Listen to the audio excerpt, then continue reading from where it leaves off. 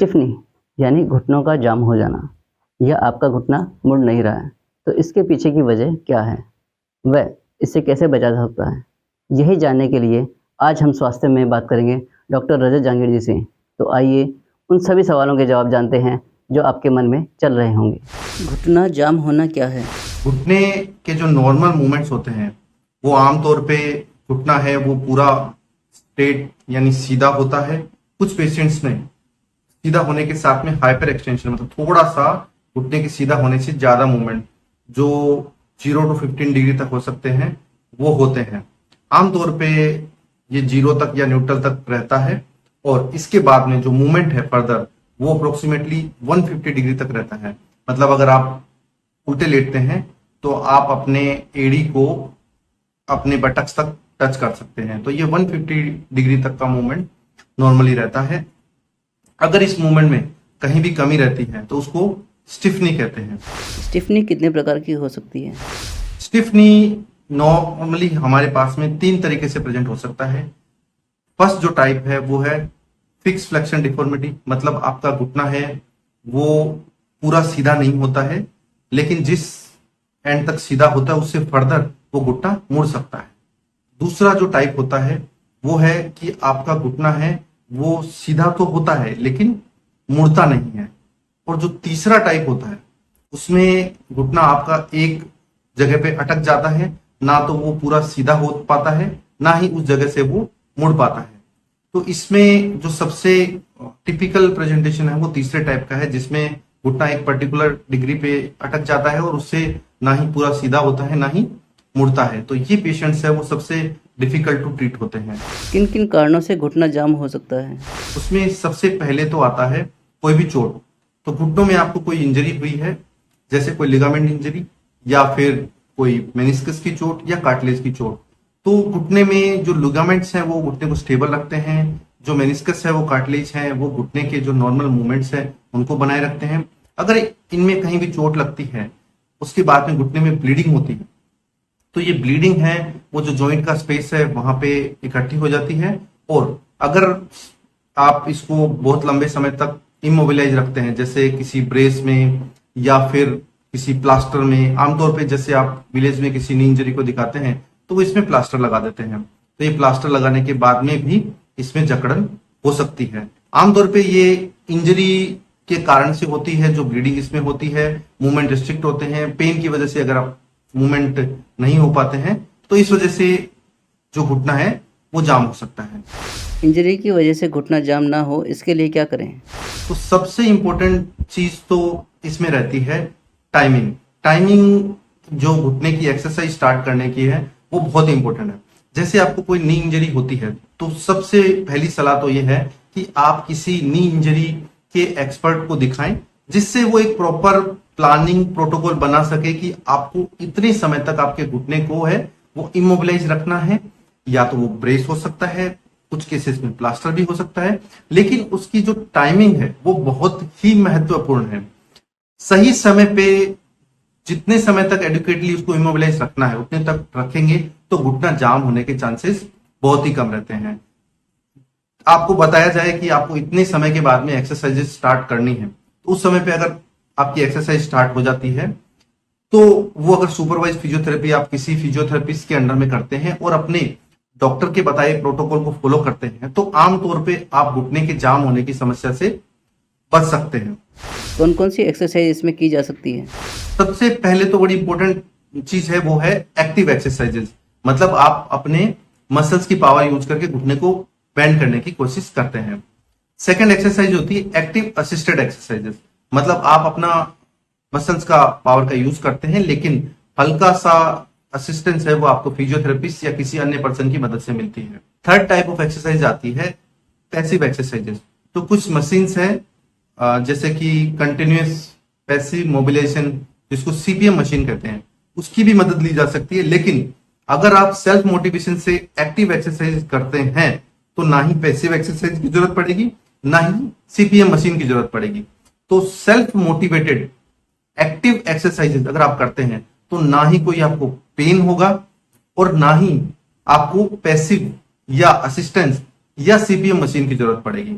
तो सबसे इंपॉर्टेंट चीज है सेल्फ मोटिवेटेड एक्टिव नी बेंडिंग एक्सरसाइजेस। इसके अलावा प्रोन नी बेंडिंग भी की जा सकती है, मतलब आप उल्टा लेट जाते हैं इस एक्सरसाइज में और एक्टिवली नी बेंडिंग करने की कोशिश करते हैं। कुछ केसेस में असिस्टेंस, मतलब थोड़ा सा हल्का सा फोर्स है, वो फिजियोथेरेपिस्ट भी यूज कर सकते हैं। इससे भी आपको घुटना मोड़ने में मदद मिल सकती है। नी बेंडिंग एक्सरसाइजेज में एक बड़ा इंपॉर्टेंट फैक्टर आता है, वो है पेन मैनेजमेंट।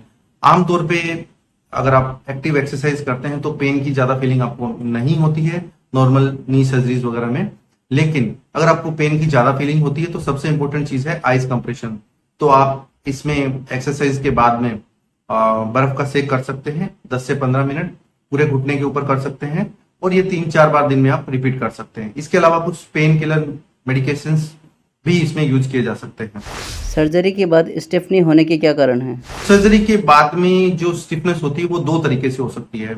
एक तो होती है एक्स्ट्रा आर्टिकुलर कारण की वजह से, एक होता है इंट्रा आर्टिकुलर कारण की वजह से, मतलब घुटने में कोई कारण है या घुटने के बाहर कोई कारण है।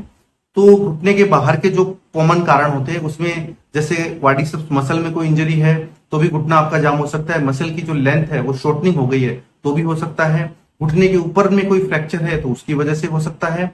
घुटने के अंदर के मतलब इंट्रा आर्टिकुलर कारणों में आमतौर पे जो घुटने के ऊपर में रिसेसेस या स्पेसिस होते हैं, पाउचेस होते हैं, उसमें ब्लीडिंग और बाकी चोट के कारण से एडेशंस बन जाते हैं। एडेशंस का मतलब जो जाले बन जाते हैं, फाइब्रोसिस हो जाता है जिसको कहते हैं आर्थ्रोफाइब्रोसिस। तो ये रिसेसेस हैं, इनमें स्पेस कम हो जाता है।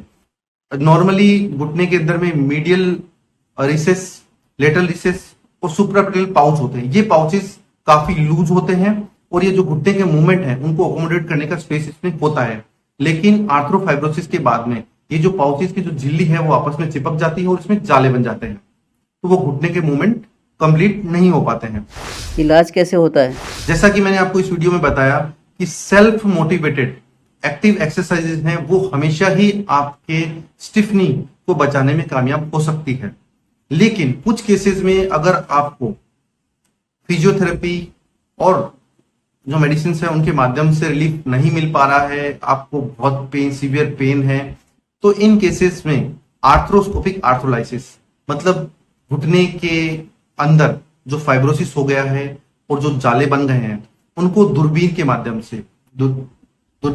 से की होल सर्जरी की जाती है। और इस की होल सर्जरी मतलब जो स्किन में से कुछ छेद करते हैं और जो जाले हैं उनको कुछ स्पेशल इंस्ट्रूमेंट्स होते हैं जिसमें रेडियो फ्रिक्वेंसी प्रोब और एक मोटराइज शेवर होता है, उसके माध्यम से वो जालों को धीरे धीरे काटा जाता है, रिमूव किया जाता है, और वो जो स्पेस जिनकी मैंने बात करी कि मीडियल रिसेस, लेटरल रिसेस और जो सुप्रापेटल पाउच है, ये पाउच वापस से बनाया जाता है। और चूंकि आप बेहोश होते हैं तो घुटने को जेंटली मूवमेंट कराते हैं और उसके जो मूवमेंट्स हैं वो वापस रिगेन करते हैं। मोस्ट ऑफ द केसेस में, मतलब ज्यादातर केसेस में 99% केसेस में ये जो मूवमेंट है वो पूरी अचीव किए जा सकते हैं। कुछ केसेस में हो सकता है कि अगर बहुत क्रॉनिक पुराना केस है तो उस केस में हो सकता है कि पूरे मूवमेंट नहीं आए। हो सकता है कि आप 90 डिग्री या 90 डिग्री के अबव ही मूवमेंट ले पाए, फुल मूवमेंट नहीं आए। वो 1% केसेस हो सकते हैं, लेकिन 99% केसेस में पूरे मूवमेंट अचीव किए जा सकते हैं। कुछ केसेस में हो सकता है कि आपको कुछ छोटा मिनी ओपन इंसिजन करके उसमें से फाइब्रोसिस भी निकालना पड़े या कुछ लूज पीसेस है उनको निकालना पड़े। कुछ केसेस में जैसे मैंने कहा एक्स्ट्रा आर्टिकुलर, जिसमें घुटने के ऊपर जो क्वाड्रिसेप्स मसल है उसमें कुछ कॉन्ट्रैक्चर हो तो क्वाड्रिसेप्स मसल की प्लास्टी ये भी करनी पड़ सकती है। लेकिन इन सब के माध्यम से वो जो मूवमेंट है वो गेन किए जा सकते हैं ऑपरेशन के अंदर। इलाज के बाद मरीजों को किन किन बातों का ध्यान रखना चाहिए? ऑपरेशन के बाद में अगेन जैसे आपका पहले ऑपरेशन हुआ, इसके बाद में आपकी एक बहुत इंपॉर्टेंट जिम्मेदारी थी कि आपको एक सुपरवाइज्ड गाइडेंस के अंडर में फिजियोथेरेपी करनी है, एक्टिव मोटिवेशन के साथ में फिजियोथेरेपी करनी है। तो ये बहुत इंपॉर्टेंट फैक्टर होता है, क्योंकि अगर आपकी सर्जरी बहुत ही सक्सेसफुल हो गई है, ऑपरेशन के अंदर फुल मूवमेंट भी डॉक्टर ने अचीव कर लिया है, लेकिन अगर अगेन आप फेयरफुल रहेंगे, गाइडेड फिजियोथेरेपी नहीं करेंगे, अंडर डॉक्टर सुपरविजन नहीं रहेंगे, तो वापस आर्थ्रोफाइब्रोसिस होने के चांसेस भी पहले से ज्यादा है। क्योंकि पहले एक बार आपकी सर्जरी हुई थी, अब आपकी 2 बार सर्जरी हो चुकी है। तो ये बहुत इंपॉर्टेंट है कि जब भी आप किसी भी आर्थ्रोस्कोपिक आर्थ्रोलाइसिस या घुटने के मूवमेंट की सर्जरी करवाएं तो सेल्फ मोटिवेटेड रहें और सुपरवाइज्ड गाइडेड फिजियोथेरेपी के लिए तैयार रहें। क्या ऑर्थोस्कोपिक ऑर्थोलिसिस एक सक्सेसफुल सर्जरी है? जी हाँ, आर्थ्रोस्कोपिक आर्थ्रोलाइसिस सर्जरी है वो बहुत ही सक्सेसफुल सर्जरी है और इसके माध्यम से चूंकि इसमें बहुत ज्यादा चीरे नहीं आते हैं और जो घुटने के अंदर में फाइब्रोसिस हो गया, जो जाले बन गए हैं, उनको हम 4-5 घुटने में छेद करके उन जालों को पूरा निकाल सकते हैं। ऑलमोस्ट 99% केसेस में घुटने के मूवमेंट ऑपरेशन टेबल पे अचीव कर सकते हैं। लेकिन इसकी सबसे इंपॉर्टेंट जो एस्पेक्ट है वो है post operative guided motivated physiotherapy. तो ये बहुत जरूरी है, बहुत ही सक्सेसफुल सर्जरी है, इसमें कोई बहुत ज्यादा पेन नहीं होता है। ऑपरेशन के बाद में तुरंत आप नेक्स्ट डे से फिजियोथेरेपी स्टार्ट कर सकते हैं। मूवमेंट ऑपरेशन टेबल से जितने मूवमेंट आते हैं उससे हो सकता है थोड़े कम हो, लेकिन कुछ ही दिनों में अप्रोक्सीमेटली 15 दिन से लेकर 1 महीने के बीच में आप वापस उतने मूवमेंट रिगेन कर सकते हैं जितने ऑपरेशन टेबल पे आए, लेकिन आपको अगेन गाइडेड फिजियोथेरेपी करनी रहेगी। क्या आप कि अगर ऐसे आपने फिजियोथेरेपी कराई है, आपने सर्जरी भी कराई है, आपके मूवमेंट भी रिगेन हो गए, तो क्या आप स्पोर्टिंग एक्टिविटी वापस कर सकते हैं?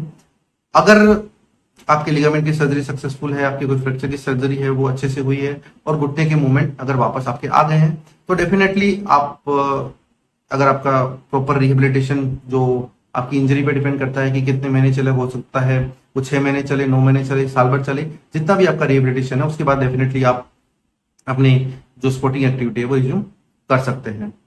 देखा ना दोस्तों, यदि आपके किसी भी सहयोगी के साथ भी इसी तरह की समस्या हो रही है तो उसे सचेत करें और समय रहते डॉक्टर से सलाह लेने के बारे में बताएं, ताकि इस समस्या से निजात पाकर वे भी तकलीफ से मुक्त हो सकें। ऐसी ही अनेक जानकारियों के लिए आप देखते रहिए स्वास्थ्य में। धन्यवाद।